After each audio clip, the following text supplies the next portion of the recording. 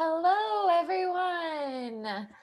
Welcome to Music Center Maestros, tips, tricks, and tools from Quaver. My name is Elizabeth, and while you can't see me, I will be moderating this session. In this webinar, your video and audio capabilities are turned off, but we welcome you to chat and ask questions in the chat box on the right-hand side of your screen, or the bottom of your screen where it says chat. Your chat box may default to all panelists. So to be sure everyone sees your message, in the box where it says to with a little colon, click the drop down arrow to switch it over to read all panelists and attendees. I will be in the chat to answer questions, and our hosts will be answering questions live as well. This session, along with the chat, is being recorded so attendees can view it after the conference. Also, to respect your time and the conference agenda, and we know it's been a long day, we will end each session at the designated time. Thank you again for attending QuaverCon. Your session will begin shortly.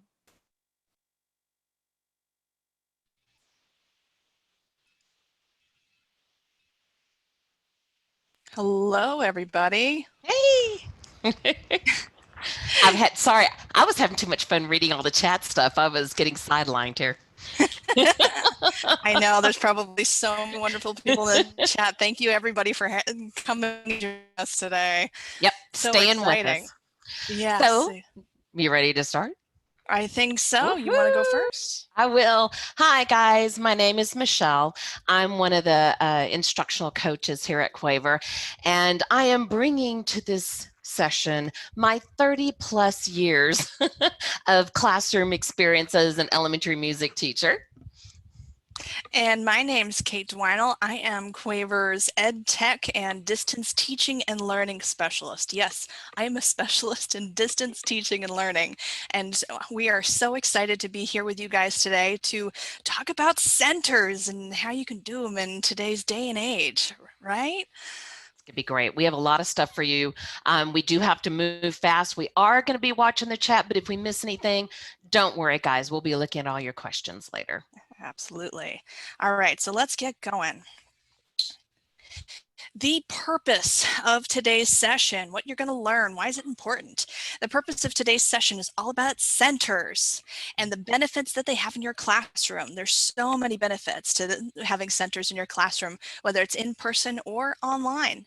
And we are here to talk about our ideas for centers and how they translate into distance teaching.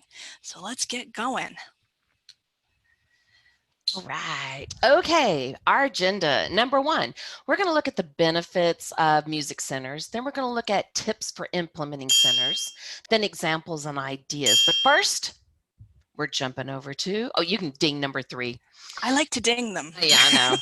But first, we're going to be heading over to number 1. All right. Well, first we got a little, I almost forgot. treat. I had my favorite thing I had to pull up real fast, guys. Yeah. One of the things you can use in your center, I can't believe I was forgetting this, is Beatbox Warm-Up. And if you have access to iPads, I know some of you were telling me one-on-one, things like this is a great thing you can do to warm up in a class and to use as a center too. If you're using it with isolated, if you have the one-on-one, it works great. So real quick, Katie, just feel free to grab stuff and sling it over there. We're going to go really super fast, guys. The thing is, I love my kids would come into the classroom. It would be an incentive if they saw it pulled up on the board, or I could use it as an incentive at the end of class too. Just a lot of great ways that you can do this. The kids can make their own and show you what they did. A lot of great things. So, and you have to do wiki because that's my favorite. So just pull up 2 wikis. Now, I also use this. My kids don't know it, but I would also use it on working on consonants. When you use wiki, they're going to jump up into that high voice. They always do. Don't ask me why they do. And they always go wiki up high instead of down low. All right, so here we go. You're muted, but I still want you to say it along with us and say your consonants strong. All right, give me some music, please. All right, tempo 1 good? Tempo 1. Okay. 1, 2, here we go.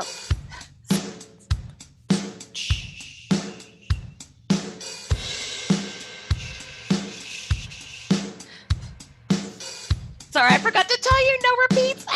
I always forget. And my kids, what I love, would go, you forgot to repeat. And be like, oh, you noticed that. So sometimes I would turn my mistakes into I purposely did that. All right. Great one to use. Absolutely. That's a wonderful one.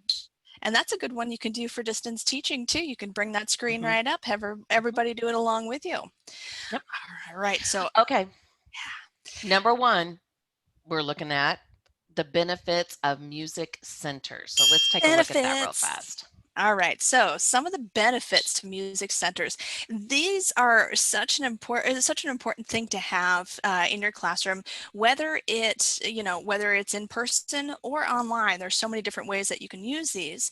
The reason for this is because it allows students to have that little plot of land, that little bit of ownership over their learning while they're practicing all those important concepts that you've been teaching them. They're working on leadership skills. They're working on working together in groups. And we're going to walk you through some ideas and tips and tricks that you can that'll help students take some of that ownership over their learning.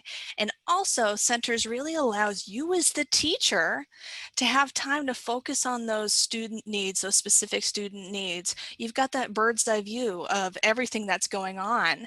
So you can kind of be able to walk around and be that guide on the side, guiding students through different activities, seeing where they are.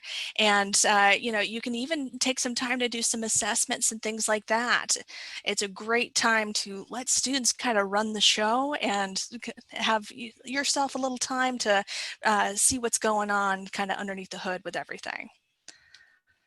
All right, and I'm noticing some of you in the chat are going, wow, I don't think I could use this now. We really wanted to make this session something that could be timeless. You could use social distancing parts of it now, distance learning, pull it into what we usually call centers. So again, we wanted to make this that hopefully could use for a lot of different scenarios. Absolutely. All right, we just looked at those benefits of music centers. Give me a ding. Now we're going on to tips for implementing centers. Ooh, yeah. All right. Okay. Good ideas and questions, things we were thinking about. Again, if you're thinking about what we usually call centers, then you would be asking yourself, how many groups are you going to be forming? Do you have enough room for those centers needed? And if you're talking about student interactions and differentiation, if you have students that maybe don't work well with each other, what do you have a game plan in mind? Or maybe that one is going to work individually. Again, this is if you're having everything the normal way, or what it might have been. The socially distanced way. Yes. And so now, we're going to be looking at people going in. Some of you are going to instantly start online. So you're going to be looking at these centers going, how could I make this work online? And also, if my kids are in the classroom, but they have to stay where they are, whatever your situation is, we're talking again about this being more of an individual activity instead of more thinking in groups. So, your rotation schedule might be different. It could be group or individual. And how are you going to keep track of where they've been? Are you going to have a tablet, a table, a spreadsheet, or individual cards? Just how are you going to keep track of what they've seen? Absolutely. One of the things I like to use is rotate the room. And actually, I use this a bunch of different ways. You can pull those numbers into the little circles. So group 2 could go here, group 1 goes there. And then what's really cool is because we have a draw tool, you could even draw in, because I had 8, you could even draw in 5, 6, 7, 8 on the ones up above. So again, if you're rotating the room, or it could be rotating that center activity. So again, you've got to think creative, but we're elementary music teachers, so we do it all the time. Absolutely. And heading on, that just gives you an example of how I had done a rotation. I just took a picture of it. You need to think about your activities. If you're having row 1, do this, row 2, do that. You've got to think about they need to all be the same time. You don't want one group to finish and they can't replay the game or they can't do the activity again. So they're just sitting and waiting while the other group is taking 15 minutes. So think about that. Also, give 5-minute and 1-minute warnings to get them to finish up. 5-minute warnings, hey guys, finish that game. We're going to be ending soon. 1 minute, get all your stuff put together, get it going. And if you're thinking again about music centers, had a little circle in my room, create a circle, and then I would put whatever center took up the most amount of room, I put it in the middle. So again, we're trying to think of different ways you can use this. And if you're teaching online too and you want to do centers online, remember in that teacher toolbox, we've got a timer in there. So feel free to bring that timer up, put 5 minutes on the clock or 10 minutes or however long you want those centers to last. And then you can have that, you have that visual right in front of them so they can say, oh, I got 10 minutes left to do this activity. Oop, I got 5 minutes left. Oh, 1 minute. Okay, I'm packed up. I'm ready to go to the next one. So there's all kinds of ways you can do this online too. Woohoo! Yeah. Timeless. I know how to keep your centers timeless. If you do not want to make them over and over and over, laminate. That's like the big word of the century. I wish I had bought stock in laminating film. Right? It'd be awesome. Another way is containers, baggies within baggies. I know Val was talking one thing about, you could even spray hand sanitizer in these. Use small containers. Guys, I love this. I was getting little dice thrown all around my room. Oh, did I just throw that up there underneath the risers? So put them in a small container and they can shake it and then they can look underneath and see what the number is. And Smart. besides, these would be easy to sanitize instead of my little foam dice inside. Another way is have them set activities for the next group. Again, I'm thinking more centers, guys, where they're all together.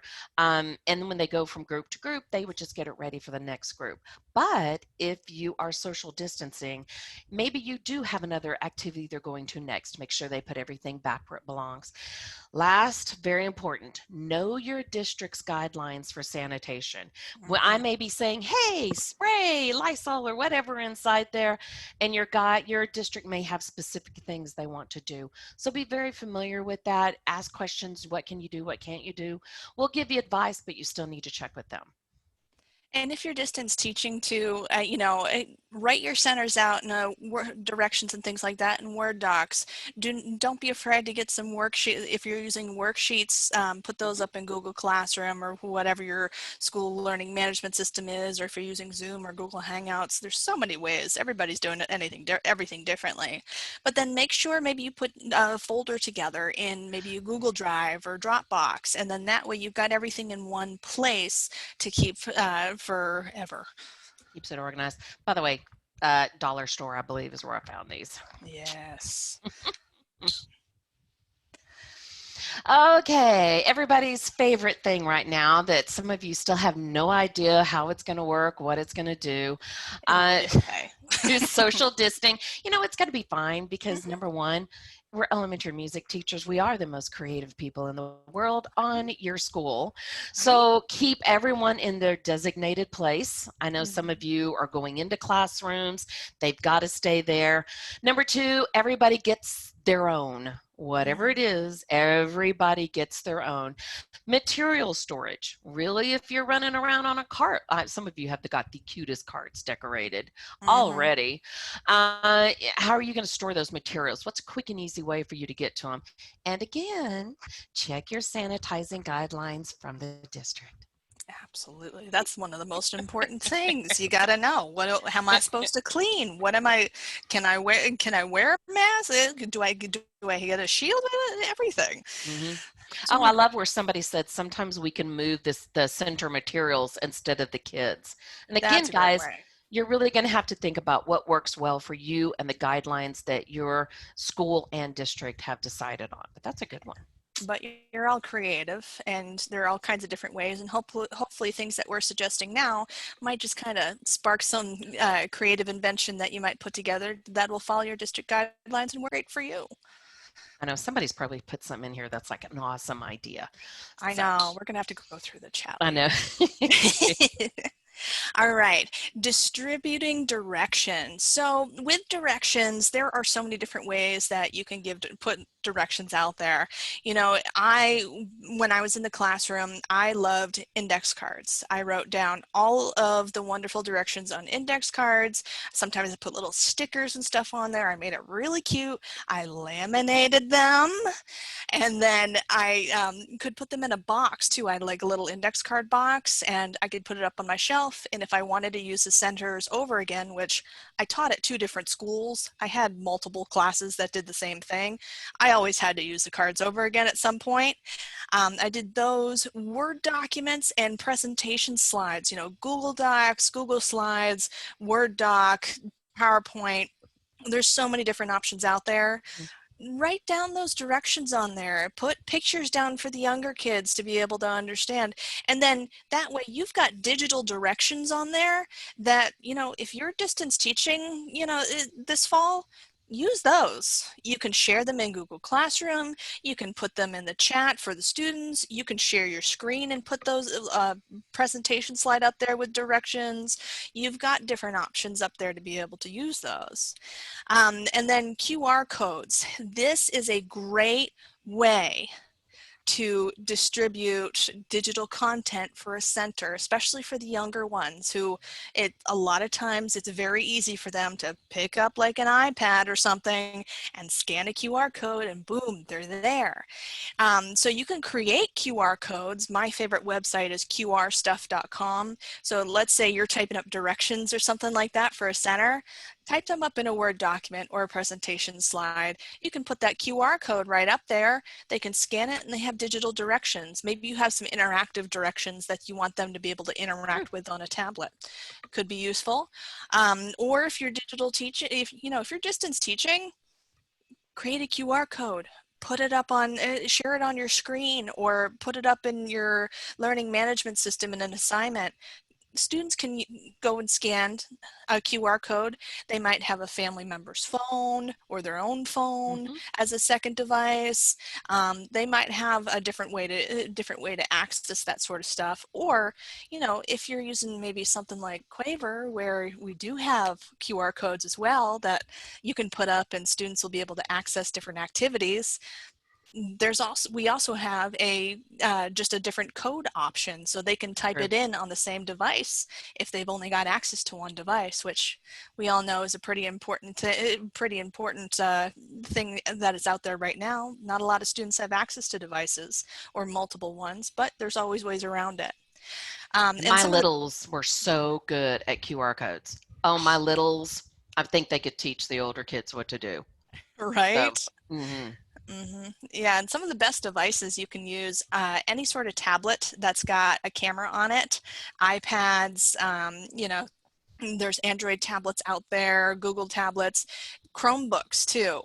There's an app for Chromebooks that you can download that'll use the camera so they can take a picture of that QR code and it'll pop up. So there's all kinds of options. Saving digital work. This is important, especially when you only have a little bit of time and maybe you're distance teaching and want to see what they do. So let's say you're in Quaver and you want them to send you what they did, maybe with a creative. Maybe they were doing something in Q Grooves. Download it as an MP3. Okay, they can download it as an MP3 and email it to you. Simplest way. You know, I used to have 5th graders all the time who'd be like, look what I did, look what I did. I have them download it. Here you go. And then I always had emails to parents and family members. Imagine being at work and all of a sudden you get an email from your child's teacher or maybe even your child saying, look what I did in music class today. So many parents and family members coming back and saying, oh my goodness, I was in the middle of, I was in lunch and I saw this email and I saw it and it just made my heart so happy. This is the best day ever. I get to interact with my student and see the amazing stuff that they're doing. Great way to share work, especially I used to in use centers. Seesaw. And we That's a would great way send stuff over with Seesaw, and the parents loved it. And Mm-hmm. that kind of goes under cloud-based programs too. Digital folders, cloud-based programs. You can save a lot. They can save a lot of that work to Seesaw, or they can do it to Google Drive or Dropbox or something like that, and be able to save it and share it later. Logging into websites and devices. If you have multiple devices in a classroom, and maybe you've got a bunch of first graders walking in, make sure you have a universal login so you can just log into all those machines ahead of time and you don't have to rely on a student to log in with their username and password. Easiest way to do that, talk to your IT if you want to be able to do that. Make sure that they know you want to do that. They might be able to provide you just one universal login that's not your own district login. Maybe they have another one that they can give you. Login cards, you know, especially if you're doing Quaver, great way, get an index card. Usually on my first week of school, I would have all my third through fifth graders create Quaver accounts. And this was before bulk importer came about, but they'd create all kinds of, they would be able to go in, create their Quaver account at the beginning of the school year. I'd hand them an index card. They'd write their username and password, flip it over, write their name and their teacher's name. I would bring it to a safe place, put it away, and then, you know, because they're gonna come ask you, what's my username and password? Hand them the card, they go log in, they bring the card back to me, and I lock it back away. I always had a little box of all their logins, so that way they were good to go. And you can always use sites without a login. Quaver has some activities that you can actually do, you know, QR codes, and you can actually get to the student interactives without a login. There is a way to do that. So that also makes it easy for you when you have such a short amount of time. And I know this next one, and I'm sure Michelle can, we've all got some sort of PTSD from this. How to handle device noise. If you are distance teaching, there is such a thing called a mute all button. Just hit that. Best way to control noise when you are distance teaching. But if you are in the classroom, if you are in person, especially during a time like this, make sure everybody's got their own set of headphones. Yes. It can be just little earbuds or whatever. I know a bunch of school districts are putting these in the school supply list. That's the best way to do it. Do not get a class set, because it's probably not going to be easy to disinfect a set of headphones right now. So make sure everybody has their own. Maybe a week ahead of time, be like, hey guys, we're going to do centers next week. Let's make sure that everybody brings their headphones. Okay, do something like that. Maybe even check with your school principal or school administrator and say, hey, do we have headphones in the budget for next year? I really need them. Make sure everybody's got their own. Headphone hubs. You know, you can have up to like 8 or 12 people connect using one of those headphone hubs into one output, so everybody's listening to the same thing. Great for listening centers and things like that. And I'm sure a lot of you know about you know, noise meters. I know Michelle and I were talking about the bouncy balls one. Okay, put that up. Say if the balls bounce too high, we're good, we're done, no more. We gotta hurry up so we can get to some stuff. Yes. And also let the students take control, you know, of some of the tech. If you don't have an interactive board, but you want them to play some things on your board, get a wireless mouse. Adapt the tech to them, and also keep the directions simple. Make sure everything's pulled up, ready to go. All right, guys, really quick, we're getting a lot of people asking about what exactly is music centers. And again, music centers are activities where you have kids that are doing different activities all at the same time. Again, now it may be where everybody's doing the same activity, or one row's doing a different one, but it's a way for kids to work independently or with a group. It's not necessarily always teacher driven and teacher led. Yes. So these can be going on all at the same time. Thank you. Some of you are jumping in and putting that in. Thank you, Kathleen. All right. We have now talked about the benefits. We have talked about tips. So now we're going to number 3, my favorite section. Okay, it's a good thing we have to limit this because I could go on for about 6 hours, and I know Drew can't handle any more. All right, first one we've got is dynamic Quaver. Oh, I'm sorry, I jumped in. I'm sorry. Oh, you're fine. You're fine. Go for it. All right, first we have dynamic Quaver sentences. Number 2, we're going to go over song sentence strips. Great way for students to practice learning a song. Notes and rest fishing. Number 3, one of my favorites. I can't wait for Michelle to talk about that one. I Have a Dog with a Tail stop motion. You can use I Have a Dog with a Tail or any other song that's in Quaver. Web quests, one of my favorite. And interactive games on the board. So simple, so easy. You can do it anywhere. It's so much fun. All right.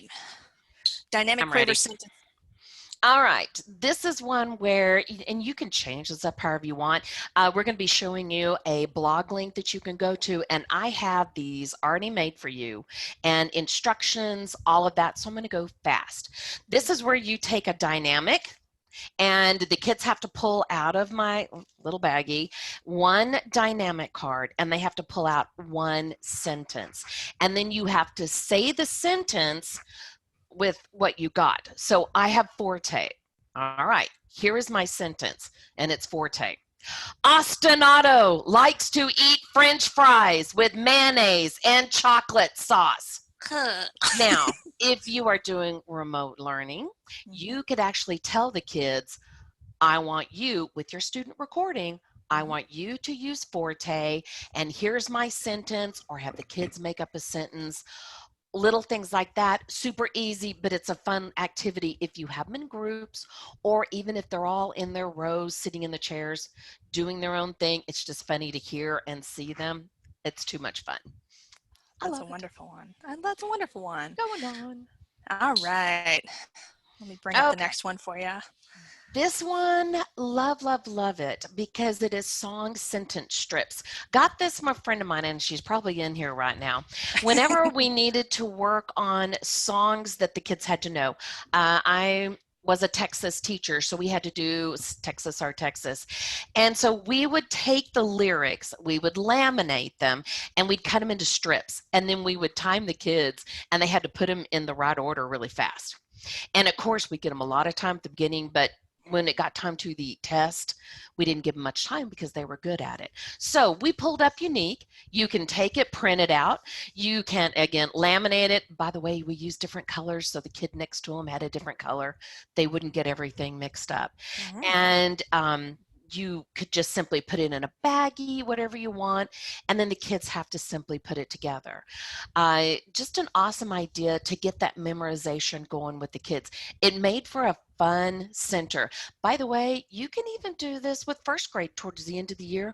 If you're working on a program or something special for Mother's Day, this will help get those songs in their brain. All right, great one to use. And this one especially too would be a great craft project for home. Oh, that's a good idea. Especially, I like that one. Yeah, especially if you're doing like packets or something like that. Like I'm sure a lot of people had to do. Throw that in there with directions. Good to go. All those tips. I know. I'm reading each other, going, "Ooh, that's good too." Somebody just wrote. Notes and rest fishing. This is in Resource Manager, so just simply type in notes and rest fishing, and it will pull up this. Love doing this with my kids. You print out, because we do have those unlimited printables. You print out the lovely little fish that you see. Here's one of them. And please laminate. I did not. It's not going to last long. And you put a paper clip on it. Please, please, please glue the paper clip or tape it down, or whatever kind of hook thing you want to use. I know Katie had something different she used. Little paper, yeah. Yeah. And then you take a dowel rod and you put some string. Now, remember those lovely little cleaning rods from those recorders? My favorite. Guess what? They make great fishing rods too. So, and it has the little needle thing, so you can thread the string in there really easy. Attach a magnet to it. Those are dollar store type thing. Wouldn't get it. And then you simply go fishing. And this is something where, yes, the kids could do this individually, where they have their own little fishing rod, their own little packet of stuff. I have them pull out 4 fish, and they simply it hits the magnet, and then they simply take it. That's one, and they make 4, and they have a rhythm. and they have to say the rhythm. Now, if by chance you send this home as like a printable object for them to do, like she said, a craft project, then you can have them have made their fish. And again, you can pick and choose. You can make more for higher ups. First grade can do this because you can just have a rest and quarter note, whatever. Kindergarten too, if you do that in kindergarten. And then, or you can have them do 4, 8. They could record it with their student recording. So they could show you that on their desk, and then you can watch them say the rhythm. Oh, that's smart. Well, a lot of things you can do with this. Besides, it's fun to go fishing. And it's great family time too, especially if you have to send it home. Imagine a whole family getting together and do a little fishing. I love it. Yes, you can use a pencil. Somebody wrote in. You can use a pencil. Perfect. Great. All kinds of good stuff. All right. So next one we have is I Have a Dog with a Tail. I'm going to play this just for a second. And by the way, dog's student recording is in resource creation. And it's something you can stick into an assignment. So when you're creating your assignment, hit menu and new screen, student recording will come up. But that new teacher in the notes thing, ooh, you could demonstrate it and the kids could see it. Ooh, very cool. So let's play just a second of this just to remind some people what I Have a Dog with a Tail is. It's a Quaver classic. I love this one. Too cute.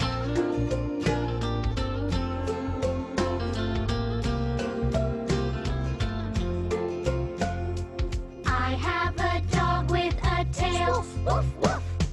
I have a dog with a tail. Woof, woof. I have a dog. I have a dog. I love how it just comes up with the one word. Great for younger students. With a tail. Woof, woof. All right, I'll pause that there. But with a song like this, or you can use any song, really, you can, especially in Quaver, choose a song, and this could be a song that maybe you're practicing. Maybe you want students to learn the whole song. You can have them watch the animated song. You can have especially for distance teaching, give them the animated song and an assignment. That way they can listen to it and they can learn it. And then once they've learned the song, they could do, and I'm sure Elizabeth will put the link to this example also in the chat for everybody. She already did. Good job. Oh, she's so good. So the example that she just put in the chat, this is also a QR code that you can scan and it'll go right to that example. I made this example, so I'm sorry ahead of time. You did good. Oh, thank you. It's been a while, but you know, there's an app called the Stop Motion app. Okay, and you can search for it in the App Store. You can use the link that's on the presentation slide. But this stop motion app actually allows students to create a little stop motion movie. They take it, so you can actually go and say, I want you to draw a dog. I want you to cut out the dog. And then you can move the dog around, make it look like it's walking or something like that across the screen. And they're basically taking pictures as it's walking across the screen to make it look like a little movie. And once they're done, they can hit there's a little microphone button in that app. They can do a voiceover so they can actually sing I Have a Dog with a Tail as the dog is moving across the screen. They can download it, share it. Pretty easy to do, and they can create a little stop motion movie, but it's also a great assessment tool for you because you can listen to it and say, oh, they learned the song, maybe they need a little bit more help, things like that. And then we have a slight issue. It seems that the QR code for this has reached its monthly limit. Oh, well, click the link, but also in the handout that Elizabeth posted at the beginning of the session and we'll post at the end, you can also visit the link in there and be able to see that example as well. So you can do either of those just to see a little example. Another thing that you could do if you say we're in Quaver, cue sound effects. You now have the ability to actually hit record. So students can maybe record themselves doing something, or they can record a little video of maybe having that dog move across the screen. It's not going to be stop motion, but they're still making a video, and then they can actually record themselves singing I Have a Dog with a Tail. So you can do it in Quaver using cue sound effects. You can use the stop motion app, really your choice. And this is a great one to do distance teaching as well. It's a nice little project. You know, I'd love to see even the older kids using like Unique and all the cool things that they could use. Absolutely. So it could be used with any grade level. Absolutely. This is a great one for K-5, or you can do, you can really add 6, 7, and 8 in there too, depending on the song. And some of you I know are asking about why is there a QR code. This was just an example for you to pull up, so just you could kind of see what Katie had created, and it was really cute. Yeah, so feel free to click the link in the chat, or you can be able to visit the link in the handout that will be shared at the end of this session. Just a little way for you to get interactive with you guys during this. Another one, WebQuest, one of my favorites. I love WebQuest. What is a WebQuest? It is basically a short set of directions that guide a student around either a specific website or a series of websites. It all kind of goes around a specific concept. So maybe you're working on rhythm, or maybe you're working on composers, something along those lines. So it's a specific set of directions about that concept, and it usually ends with some sort of assessment piece, whether they're answering a question or maybe they're producing some sort of final product that will that they'll be able to show you at the end. And this link, it's also going to be shared in the chat. Thank you, Elizabeth. This link actually goes to a former blog post of mine that is on the Quaver blog, where back in the day I created a really cute little WebQuest book. This is just a book that'll give you some just kind of give you some ideas, maybe some creative sparks to create your own web quests. With Quaver Street now being off Flash, it's a different way to find your way around Quaver, but this is just some examples that have been done in the past that you could take a look at and create your own. I'd love to see some of your own that you create with all the new Quaver resources on the new Quaver Street. So feel free later on to share your own, okay? All right, so we've done WebQuest, we've done I Have a Dog with a Tail. The last one that we want to do is one of Michelle's and my favorites, right, Michelle? Oh my gosh, I loved pulling this up on my smart board with the kids. Loved it. I love this one. We also have a rest grab level 1. These are both two that you can find in your resource manager or in student interactives just by searching Note and Rest Grab.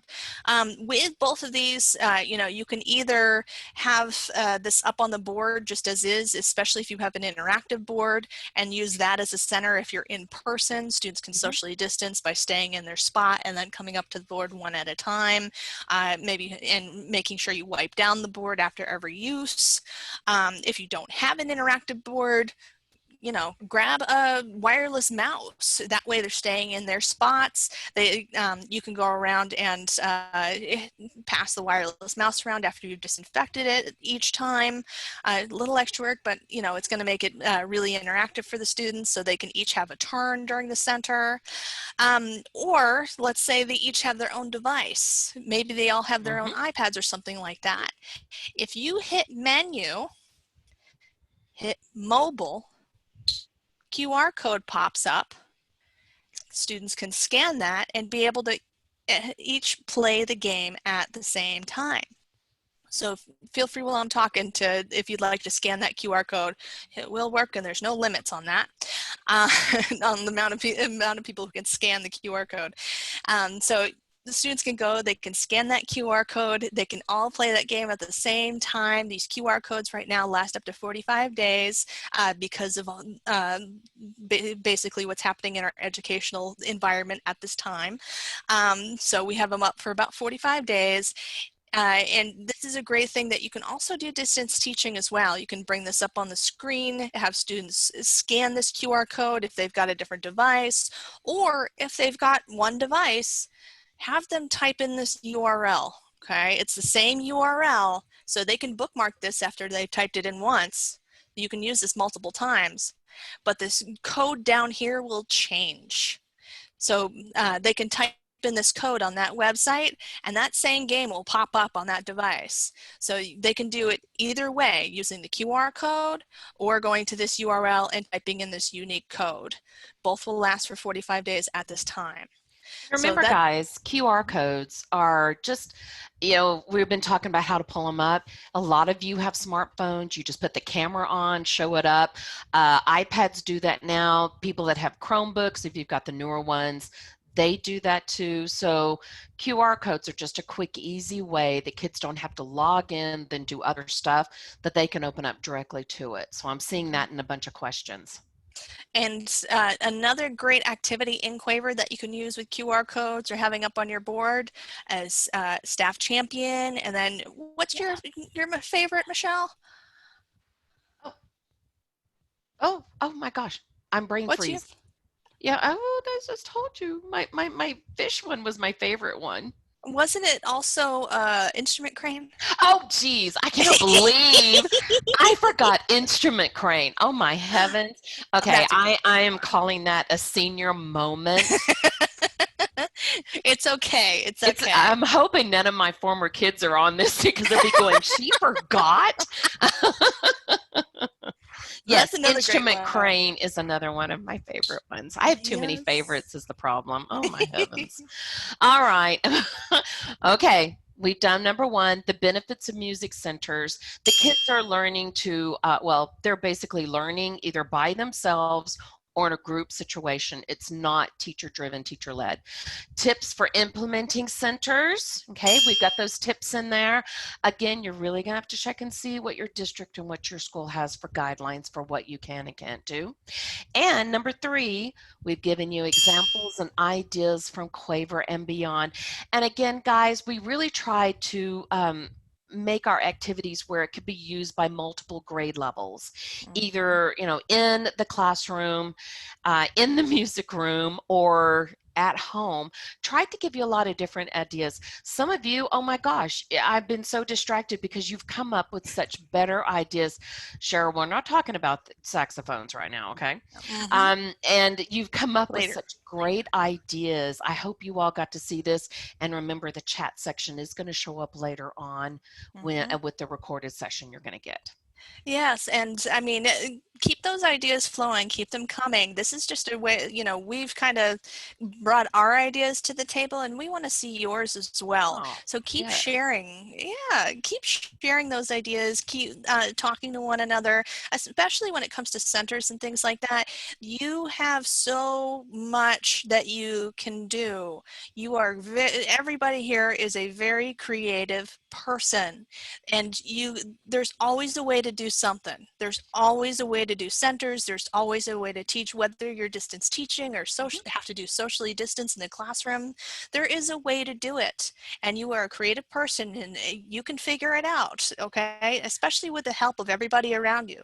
You've got a great community of people to bounce ideas off of and get creative with one another. Well, actually, I'm looking at the time going, oh my gosh, when we practiced this, I talk like a squirrel and I had stuff just going and going and I ate up too much time. Now I'm looking at the time going, we have actually time to look at maybe some of the questions that they have. Yes. Okay. Well, let's bring up the closing screen real quick, and then don't forget. And then let's do that. Yes.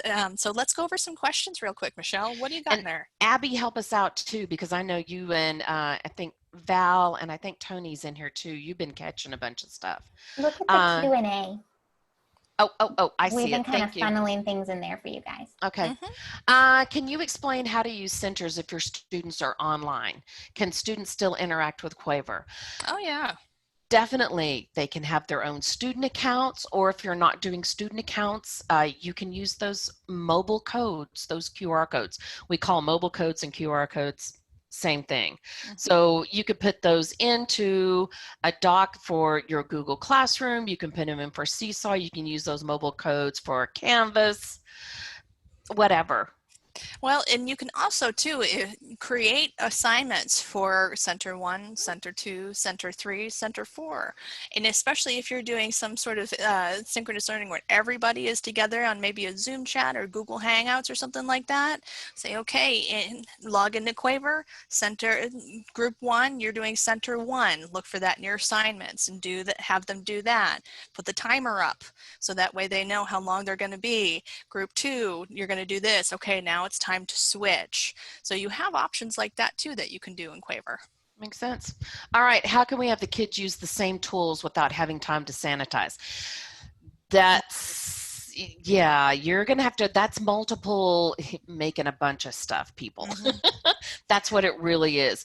You know, I was saying one time, if you're gonna make like the fish centers, you may want to have enough for like 3 classes. So if you're doing it with 5th grade and then you go into 4th grade, and you're just going to have to make a ton of stuff, guys. Okay.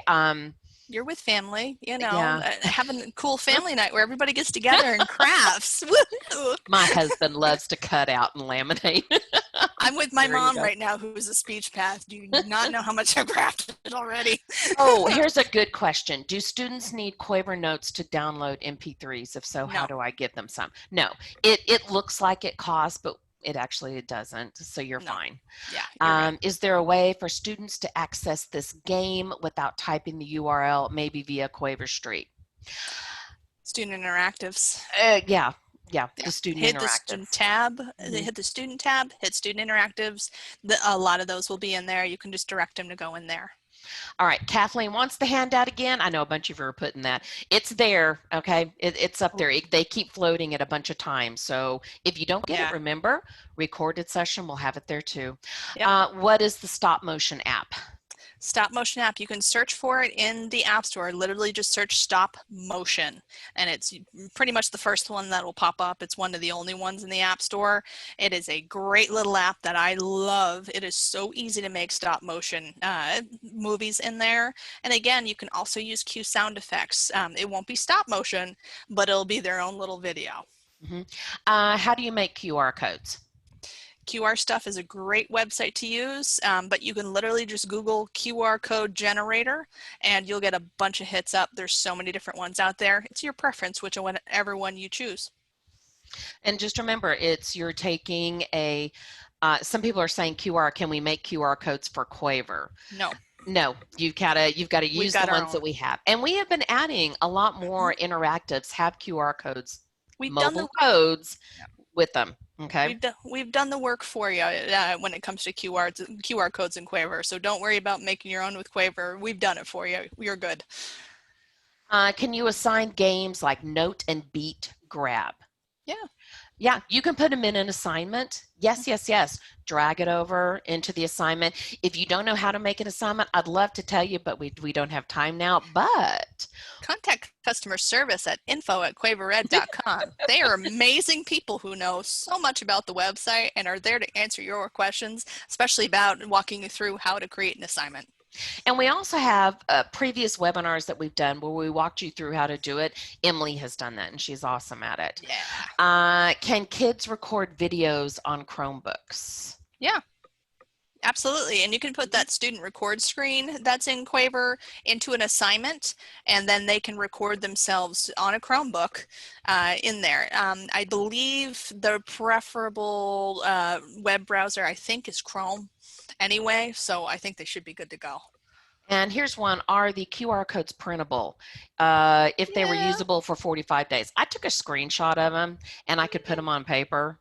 Yeah, that's the best way. But it was good for 45. It's good now for 45 days. I learned the wrong way I was going to San Antonio to the music convention.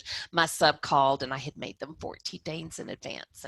But now 45 days, you're good to go. I love this one. Does anyone actually have an example of your centers and rotations? How long were your centers? How many centers did you have? My centers, I had about 8 was what I tried to do. I had one year where I had almost 3+ classes, and I had 2 rooms. So I was running 2 different ones. I had a music aide that was with me. So she was in one room. I had 8 on one room, 8 in the other room. And they would run about, I'm thinking 10 minutes per See, center. yeah, I had, I taught at two different schools. I switched schools every quarter. So I saw every class in each grade level twice a week. So I do centers for like 1 week. I'd see them twice. So I would basically have 4 centers going, and they'd get to 2 one class and they'd get to 2 another. So I had a little bit more of a longer center. But sometimes I'd have 4 in there if I only were going to see them maybe once, or maybe we had something else to do the next class. And then I do maybe 15 minutes or so. I kept mine down to 4, but that's because I only had one room. It varies. Yeah, And I it's up know to for a fact there are YouTube tutorials, believe it or not, on centers. Uh-oh, Tony's here. Hi, Hi, sorry Tony. to I have barge to be all in. proper now. No, you're totally fine. I just saw in the chat that Lauren is going to make a Hoover community discussion about centers. Ooh, I can't So wait I to think join people in. can keep She talking was about those. posting some really good ideas. She was one I was Yay! watching a lot. Thank you, Awesome. Lauren. And then someone said that our Facebook group also has a lot of really interesting Yes. options for that. Yeah, they So do. thank you so much, Michelle and Katie, for your awesome center session. I am Thank just you. popping in to give some quick little housekeeping things, and I actually need to share my screen. I'm going to So if stop you sharing. would let me do that. Thanks. All right. Thank you, my friends. So this is the last kind of session that we have for today, and the next hour is for everyone to go and visit the exhibits. But I know that people are kind of confused, like an exhibit hall, this is virtual, how does this work? So hopefully this will help you out. So let me go ahead and share my screen, and hopefully it looks okay to everybody. So here we are in Hoover. I am on this home page, and when I go to my agenda for today, and I scroll, and I'm in the Music Center Maestros right now. But you'll notice that the next one is the community meetup, which has exhibit hall. So if I click to view that session, there's no one there, and there's not a link, and it tells you to check out our virtual exhibit hall. So here's what you're going to need to do. Right back here on the left-hand side under agenda, there's attendees, community, exhibitors. That's where you're going to want to go. So if you will click exhibitors, you will see that all of these beautiful salespeople right here on the left-hand side, you will see if you click on them, then you will see the Mid-Atlantic region. This is Khalid. If you're as geographically challenged as I am, you might not know what that means. So when you click on them, you will see the states are actually listed out for you within their description, so you can be sure you're going to the right place. So there is a lovely little video that you can watch about Quaver, or you can hit this view stream up in the right corner, right above the video. And when you do that, it's got a view live stream button, and that's going to take you into a Google Hangout with your sales director. You can drop by, say hello, tell them what your favorite part about QuaverCon was, ask licensing questions, all that fun stuff. But also, please do not forget, you can enter a raffle to win some pretty cool prizes. And each sales director has a little bit different of a prize option for you. So please feel free to jump in and go talk to them and join that raffle. I also want to point out to you underneath exhibitors, you have messages, but then there's a session Q&A. When you click on session Q&A, you're going to, and some of you guys have already done this, you're going to see all these different sessions listed out for the entire conference, but you're going to want to look for this one, QuaverCon panel. And the reason being is that when you click in there, you can ask a question. And so we have a panel at the end of the day tomorrow, and that panel questions are going to be based on what you put here. So do you see how you can vote for each of these questions? We are going to try and answer as many questions with the most votes as possible during the panel tomorrow. So please submit a question or vote for a question that you want to have answered during the panel right here in this session Q&A for the panel questions. The cutoff for this is noon Central Time tomorrow. So just try and get questions in there before that so we can make sure to have everything done. Remember, it says ask a question, you can type it in. I want to be really clear that the panel is all of the Quaver Ed training team. So you can ask us some big, broad, open-ended questions if you want to. We're probably not going to do a lot of this is where you click to find this. That's stuff that you can find in the sessions or in some of our webinars. These are more kind of broad music education questions that we can kind of toss around between ourselves and hopefully give you some very wise answers. I don't know. So there you go. That's where the session Q&A is. And last, we realize that you've been working so hard in all of these sessions, learning all these different things, wrapping your mind around what music's going to look like going back to school. So we've included something right here under session Q&A that says extras. And this is just for you guys.